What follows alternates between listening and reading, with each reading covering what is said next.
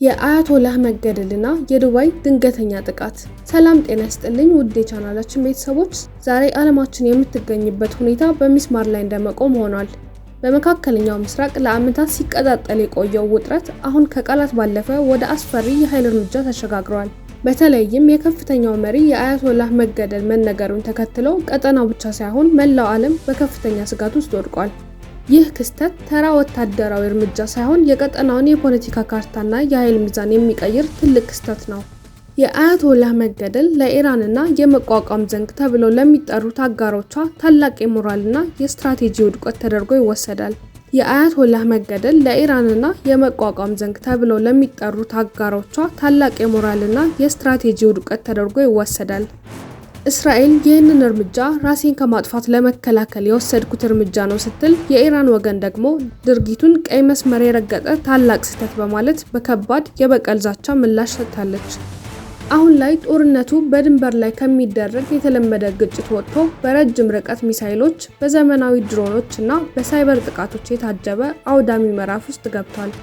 ነገሩን ይበልጥ አስፈሪና አነጋጋሪ ያደረገው ደግሞ ግጭቱ ወደ ግብይትና ቱሪዝም ማዕከል ወደ ሆነችው ዱባይ መሻገሩ ነው። እስካሁን ድረስ የሰላም ቀጠና ተደርጋ የምትታወቀው ዱባይ ባልተጠበቀ ሁኔታ የጥቃቱ ኢላማ ሆናለች።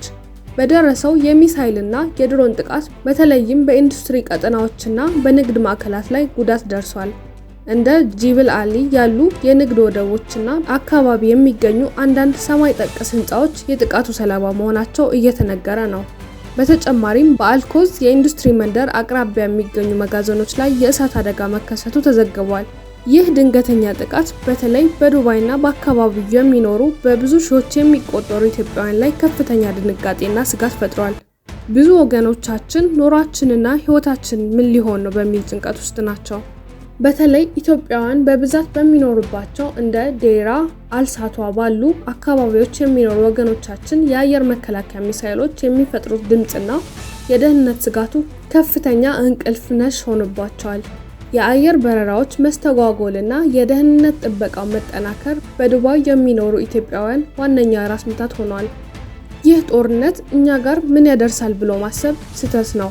በመካከለኛው ምስራቅ የሚለኮሰው እሳት ጭሱ እያንዳንዳችን ቤት መግባቱ አይቀሬ ነው። የዓለም የነዳጅ አቅርቦት ዋና ቧንቧ የሆነው የሆርሙዝ ስልጥን ቢዘጋ የነዳጅ ዋጋ በዓለም አቀፍ ደረጃ በከፍተኛ ሁኔታ ይነራል። ይህ ማለት ደግሞ የትራንስፖርት፣ የፋብሪካ ምርቶችና የመሰረታዊ ሸቀጦች ዋጋ ጣሪያ ይነካል ማለት ነው። ከኢኮኖሚው ባሻገር አሜሪካና ምዕራባውያን በአንድ በኩል፣ ሩሲያና ቻይና ደግሞ በሌላ በኩል እጃቸውን ማስገባታቸው ግጭቱን ወደ ሶስተኛው የዓለም ጦርነት ስጋት እየገፋው ይገኛል። በአሁኑ ሰዓት ዲፕሎማሲያዊ ጥረቶች በጦርነቱ ድምፅ ተውጠዋል። የሚጠፋው የሰው ሕይወትና የሚወድመው ንብረት መልሶ ለመገንባት 10 ዓመታትን ይፈልጋል። የአያቶላህ መገደልና የዱባይ መደብደብ የጦርነቱ ማብቂያ ይሆን ወይስ የከፋ እልቂት መጀመሪያ? ውድ ተመልካቾቻችን፣ በተለይ በዱባይና በአካባቢው የምትኖሩ ኢትዮጵያውያን ወገኖቻችን አስፈላጊውን ጥንቃቄ እንድታደርጉ እያሳሰብን፣ እናንተስ አሁን ስላላችሁበት ሁኔታ ምን ትላላችሁ? ያለባችሁን ስጋትና ሁኔታውን በኮሜንት መስጫው ላይ አጋሩን። ቪዲዮውን ከወደዳችሁት ላይክ እና ሼር በማድረግ መረጃው ለብዙዎች እንዲደርስ አግዙ። አዳዲስና ወቅታዊ መረጃዎች ሲደርሱን ወዲያው ይዘንላችሁ እንመለሳለን። እስከዚያው ሰላም ቆዩልን።